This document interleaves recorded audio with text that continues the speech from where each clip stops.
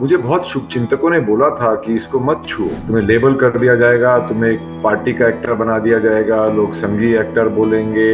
मैंने सोचा मैं हिस्ट्री का स्टूडेंट हूँ तो इनके बारे में काफी जानता हूँगा, पर मुझे कुछ नहीं पता था, सिर्फ वीर सावरकर, काला पानी।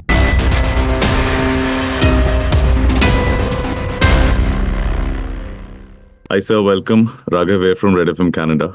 हाय Raghav, how are you? Very good, sir. How are you? I am well, You look fit as usual. Thank you thank you. I and everyone who listens to Red FM Canada is a huge fan of yours. आपका काम चाहे हमने जिस्म से लेके लाल रंग से लेके हर फिल्म हमने पूरी पूरी तरीके से एंजॉय की है. And I'm very grateful for the appreciation, thank you। every role that you do is beyond another level. हम जो expect करते हैं हर बार कुछ एकदम अलग होता है. और Thank Veer you। Savarkar I hope I don't disappoint people with this new movie of mine, and I can keep it up। Definitely sir, you have been someone जो हमेशा इंस्पायर करते हैं अपनी ट्रांसफॉर्मेशन से भी। जैसे एक हॉलीवुड में कहा जाता है कि क्रिश्चियन बेल किस तरीके से ट्रांसफॉर्म करते हैं, बॉलीवुड में हिंदी फिल्मों में Randeep Hooda is the same. मैं क्रिश्चियन बेल को बहुत एडमायर करता हूँ, बहुत ही उम्दा एक्टर हैं। इट्स एन ऑनर कि लोग सेम ब्रेथ में मेरा भी नाम लेते हैं। I am very grateful. जी सर, जैसे आपने चाहे वो सर्वजीत हो जिसमें बहुत ज्यादा एक्सट्रीम ट्रांसफॉर्मेशन था, या फिर दो लफ्जों की कहानी हो जहाँ पे you had to put on so much weight, Veer Savarkar में अगेन आपने बहुत ज्यादा ट्रांसफॉर्मेशन की है। आपने कई बार बात की है कि फिजिकली कितना मुश्किल होता है, फिजिकली बहुत ज्यादा आपको चाहे खाना हो चाहे वो बॉडी पेन्स हो, आपने कई बार इस बारे में बात की है। हाउ जी, इज इट कि आपको मेंटली और इमोशनली, क्योंकि एज एन एक्टर आपको ये भी बहुत ज्यादा जरूरी है, आपको मेंटली उस जोन में रहना, इमोशनली उस जोन में रहना, वो कितना अफेक्ट करता है ये चीज? देखिए, ये सब चीज़ें मैं शौक के लिए नहीं करता हूँ। मेरा ये मानना है कि जिस सिचुएशन में और जिस स्थिति में वो कैरेक्टर होगा, या जो वो कैरेक्टर फिजिकली, या तो रियल लाइफ कैरेक्टर हो या दो लफ्जों की कहानी में इज एन एमएमए फाइटर, तो उसके हिसाब से पहली चीज तो ये होती है कि आपको कैरेक्टर जैसा दिखना चाहिए। अगर आप वैसा दिखेंगे नहीं तो पहला ही आप पे कोई विश्वास नहीं करेगा, आपके परफॉर्मेंस पे। The way you walk, the way you, the kind of energy you talk with, वो सब अफेक्ट होता है आपके वेट से। सावरकर जी चूंकि काला पानी में थे और मेरे से फिजिकली बहुत अलग थे, और मैं हरियाणा का जाट, हट्टा कट्टा, and he was more thin and या ऑल दैट। वो काला पानी में बहुत साल रहे थे जहाँ पे उनको जॉन्डिस भी हुआ था, तो इसके लिए ये करना पड़ा। उनके बाल भी बहुत जल्दी उड़ गए थे, तो आई शेव माई ओन हेड ऑल्सो। वो उस स्टारवेशन से या उस भूखे मरने से आपको इमोशनली भी बहुत कुछ मिलता है, कि आपके अंदर एक डेस्परेशन आ जाती है। और ये काम करते वक्त थोड़ा डिफिकल्ट हो जाता है, because you tend to become very irritable and short on fuse and unable to explain yourself। and whereas मेरा जो काम था एज ए डायरेक्टर, वो लोगों से बात करने का ही था सारा दिन। तो जी इसमें इस दौरान भूखा मरता आदमी काफी अझेल हो जाता है। तो मैंने तो क्या झेला वो तो मैं जानता हूँ, पर मेरे आसपास मेरे कास्ट और क्रू ने मुझे जो झेला है उसका लेवल ही कुछ अलग है। जी मैं उनका बहुत बहुत शुक्रिया अदा करता हूँ। पर ये सब चीजें मैं अपनी बहन के गाइडेंस में करता हूँ। इंटरनल मेडिसिन की डॉक्टर हैं, और जी वो न्यूट्रिशन में स्पेशलाइज करती हैं, तो वो मेरा चेकअप रेगुलरली करती रहती थी। और उसमें कुछ डेफिशिएंसी आती थी तो उसके हिसाब से डाइट एडजस्टमेंट करते थे।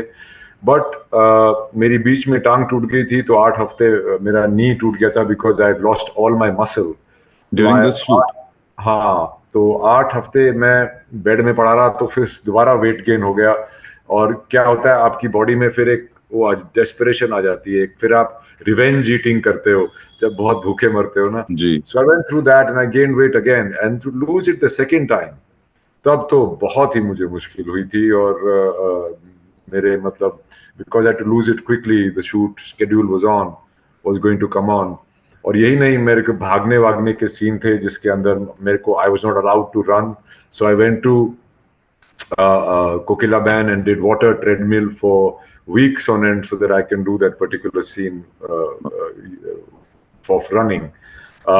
So there was a lot of physical challenges in this movie, and they were hard to do. But I think the result is there for everybody to see. I do look believable as Mr. Savarkar, and Very. that whole wiry frame thing that it gives you is that it gave a lot to me emotionally as well as an actor. वाह, वीर सावरकर जो as a person थे, उनके बहुत ज्यादा admirers भी थे, बहुत ज्यादा फॉलोअर्स भी थे, एट द सेम टाइम बहुत ज्यादा उनके अपोजर्स भी थे। बहुत सारे वो भी लोग थे जो उनकी आइडियोलॉजी बिल्कुल नहीं मानते थे, और आज भी हैं। अब ज्यादा है। अब ज्यादा है। सो आपको जब आप ये, क्योंकि आपने ये फिल्म बनाई भी है, you not just the actor, so आपको कभी ये चीज नहीं था कि इसको किस तरीके से रिस्पॉन्ड करेंगे, लोग पसंद करेंगे नहीं करेंगे, कभी थॉट नहीं था? देखिए, जब जब मुझे पहली बार ये स्क्रिप्ट आई, मतलब ये आइडिया आया था, स्क्रिप्ट तो नहीं थी उनके पास, तो मुझे बहुत शुभचिंतकों ने बोला था कि इसको मत छुओ, तुम्हें लेबल कर दिया जाएगा, तुम्हें एक पार्टी का एक्टर बना दिया जाएगा, लोग संगी एक्टर बोलेंगे, आप एक आर्टिस्ट आदमी हो और सच्चे आर्टिस्ट आदमी हो, आपको क्यों ये पॉलिटिक्स में फंसना है और ये करना है वो करना है। तो मैंने सोचा यार कि ऐसा क्यों, किसी के ऊपर फिल्म बनाना इतना कंटेंशियस क्यों हो सकता है। मैंने तो चार्ल्स सुबराज का भी रोल किया है, सरबजीत का भी, राजा रवि वर्मा का भी किया है मैंने, तो मैंने इंस्पेक्टर अविनाश का रोल किया है। तो मैं कहा अगर मैं ऐसे, तो मुझे और भी ये चैलेंजिंग लगा। और इनके बारे में जब मैंने सोचा मैं हिस्ट्री का स्टूडेंट हूं तो इनके बारे में काफी जानता हूंगा, पर मुझे कुछ नहीं पता था, सिर्फ वीर सावरकर, काला पानी। फिर मैंने पढ़ा तो लेटेस्ट कमेंट्स आने लगे, माफी वीर, ये वो।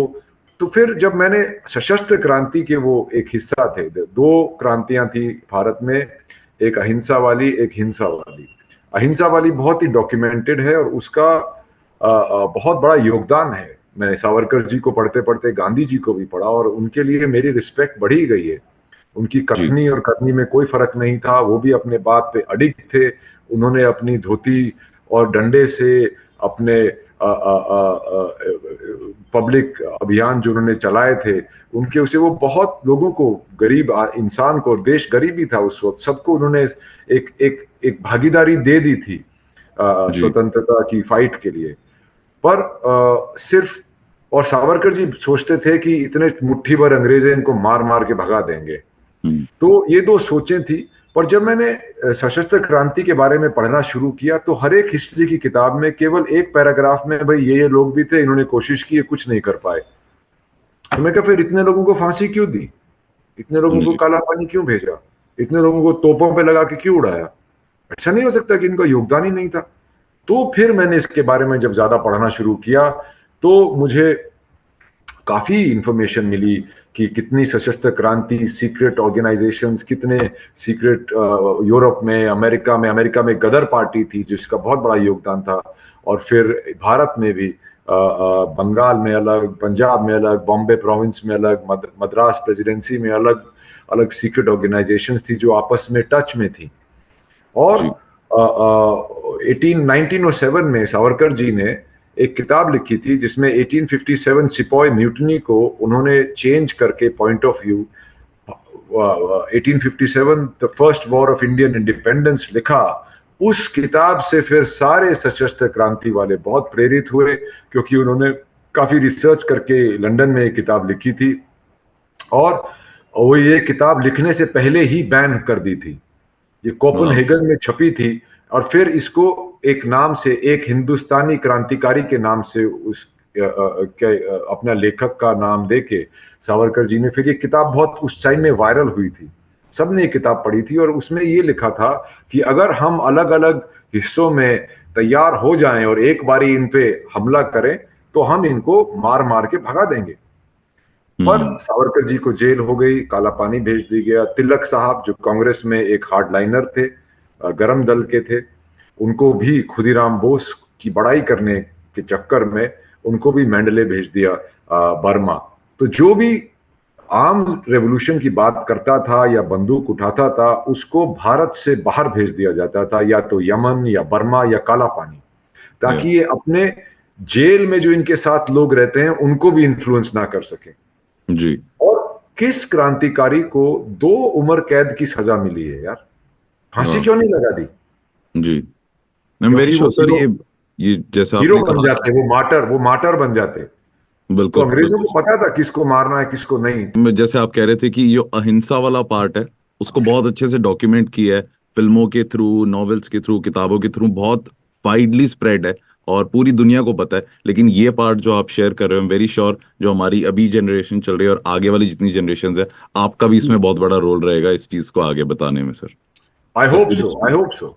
नहीं, डेफिनेटली डेफिनेटली सर। सर अगर मैं इस थोड़ा सा इस फिल्म से हटके अगर बात करूं, आपके जी कैरेक्टर्स के बारे में अगर बात करूं, जी। आपने एक ऑनेस्ट पुलिस ऑफिसर से लेके एक राउडी का रोल लाल रंग में किया है। आपने एक बायोग्राफी, सरबजीत जैसी एक बायोग्राफी, वीर सावरकर जैसी, इंस्पेक्टर अविनाश जैसा रोल, हर टाइप का फन रोल के में चाहे हो, हर टाइप का रोल किया है। What is that one role that Randeep Hooda resonates to the most, कि अगर मैं रियल लाइफ में सबसे ज्यादा इस कैरेक्टर के क्लोज हूँ, ideology wise? Shankar from Lal रंग।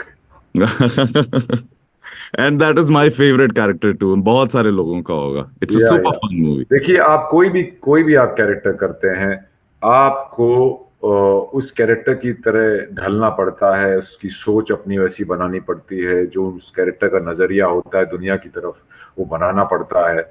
मुझे हर मूवी में मैं ये करता हूँ, और यही मेरे को इस चीज में मजा भी आता है कि मैं एक किसी दूसरे इंसान के शूज में जाके उनकी तरह सोचूं, आव भाव बदलूं, और मैं एक बदलाव लाऊं अपने कैरेक्टर्स में, अपनी परफॉर्मेंसेज में, ताकि जो मेरे को देखने वाले लोग हैं, जो मेरे दर्शक हैं, उनको भी वो चीज इंटरेस्टिंग लगती रहे जी।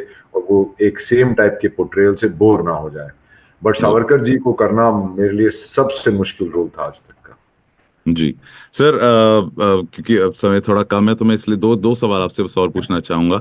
एक, जी। आपकी अपकमिंग मूवीज पे वीर सावरकर के लिए हम बहुत ज्यादा एक्साइटेड है, और I thank am you. Very sure सभी सभी जितने भी हमारे लिसनर्स हैं, जितने भी हमारे दर्शक अभी देख भी रहे होंगे हमें, वो सब ये बहुत ज्यादा बेसब्री से इंतजार कर रहे हैं, क्योंकि ये कहानी ऐसी है जो अभी तक हमने नहीं देखी है, नहीं जी सुनी है आज तक, तो जी। पहली बार है। इसके अलावा जैसे लाल रंग का भी जिक्र हुआ, आपने लाल रंग 2 भी मेंशन की थी कि लाल रंग जी 2 आने वाली है, उसकी कोई डेट्स वगैरह है अभी? लाल रंग 2 भी आएगी। अभी उसकी शूटिंग में, क्योंकि मैं सावरकर में इतना बिजी हो गया था, बिकॉज एज ए डायरेक्टर मुझे पोस्ट प्रोडक्शन करना पड़ रहा है, अभी भी चल रहा है एक्चुअली। जी उसके बीच बीच में मैं इंटरव्यूज दे रहा हूँ। तो उसको लेके, इसकी पिक्चर को मैं पहले पिछले 15 अगस्त को रिलीज करना चाहता था, तो लाल रंग की डेट्स दी थी। फिर इसको 26 जनवरी पे रिलीज करना चाहता था, तो तब भी डेट्स दी थी। पर अब ये मार्च 22 को रिलीज हो रही है, तो अभी इसके बाद अप्रैल के बाद ही मैं बाकी पिक्चरों की शूटिंग करूंगा। सिर्फ लाल रंग 2 ही नहीं, मेरा ये इरादा है कि कुछ दिन दोबारा से जमाई राजा बन के एक्टर सिर्फ एक्टिंग ही करें, और थोड़ा सा 2-3 रोल अपने पीछे छोड़ें, और ये डायरेक्शन और प्रोड्यूसर वोड्यूसर के अवतार को थोड़ा साइड में रखें कुछ दिन के लिए। Full on acting. सर एक आपका रोल है जो अनफॉर्चुनेटली हम नहीं देख पाए, that is battle of Saragarhi. And हाँ वो एक ऐसा रोल था जिसके लिए मैंने पर्सनली भी बहुत ज्यादा वेट किया। आई रिमेम्बर आपकी, जब आप उसकी पिक्चर्स शेयर करते थे, अपनी कॉस्ट्यूम की पिक्चर्स या अपनी लुक की पिक्चर्स, एंड हर बार एकदम एक्साइटमेंट बढ़ जाती थी। वी ऑल नो कि वो पिक्चर शेल्फ हो गई और रीजंस भी हम जानते हैं, बट क्या ओटीटी का जमाना है, डिजिटल का जमाना है, क्या पॉसिबिलिटी है कि हम आपको उस अवतार में किसी भी तरीके से देख पाएंगे कभी? देखिए, वो अब वो पिक्चर बन चुकी है, वो कहानी आ चुकी है। अभी उस कहानी को बताने का कोई मतलब नहीं है। मेरा भी बहुत दिल टूट गया था, मैं तो कैसे डिप्रेशन में से निकला उसके बाद नहीं जानता हूँ। पर वो फिर मेरे को एक सिख का रोल, कैट करके एक सीरीज आई थी जी नेटफ्लिक्स पे, उसमें करने को मिला, और बहुत एक डीपली मैंने उसको निभाया एज अ सिख। क्योंकि जो सिखों की जो ये थाई स्लैपिंग, ये बल्ले बल्ले जो इमेज है, वैसे सिख नहीं होते। सिख बहुत ही मन नीवा ते मत ऊंची रखते हैं। वो बिल्कुल। जो मैंने सारागिरी के दौरान सब सीखा था, वो मैंने कैट में मैंने यूज किया है। अभी आगे जाके कोई और ऐसा कैरेक्टर मिलेगा जिसको मैं करना चाहूंगा। हालांकि मुझे भी काफी बार दुख होता है कि ईश्वर सिंह जो मैंने तैयार किया था वो लोगों तक नहीं पहुंचा, और कहीं ना जी कहीं सावरकर के साथ भी ऐसा ही काफी बार होते होते रह गया। पर मैंने ठान ली थी कि मैं ये पिक्चर कुछ साम दाम दंड भेद कुछ भी करके इसका बैटल ऑफ सारागढ़ी नहीं होने दूंगा, और ये जी अब दर्शकों को पहुंच रही है, और मैं इसमें बहुत शुक्रगुजार हूँ। जो हो गया, अभी आगे बढ़ते जी। हैं। बिल्कुल बिल्कुल sir, I am very sure सभी बहुत एक्साइटेड है। एंड 100% ये फिल्म बहुत ज्यादा पसंद करेंगे सब, और एक बहुत ज्यादा फिल्म आपको भी, आपका कैरेक्टर भी बहुत पसंद किया जाएगा। Thank you very much brother, thank you for sir, your any good. Last message for red FM Canada listeners? हाँ, मैसेज ये है कि ये मैंने देशभक्ति की आपको लेक्चर देने के लिए और स्वतंत्रता स्ट्रगल के लेक्चर देने के लिए पिक्चर नहीं बनाई है। मैंने बहुत ही थ्रिलर पेस्ड, बहुत ही मॉडर्न मूवी बनाई है। मेरा आज ही एक रैप सॉन्ग भी रिलीज हुआ है।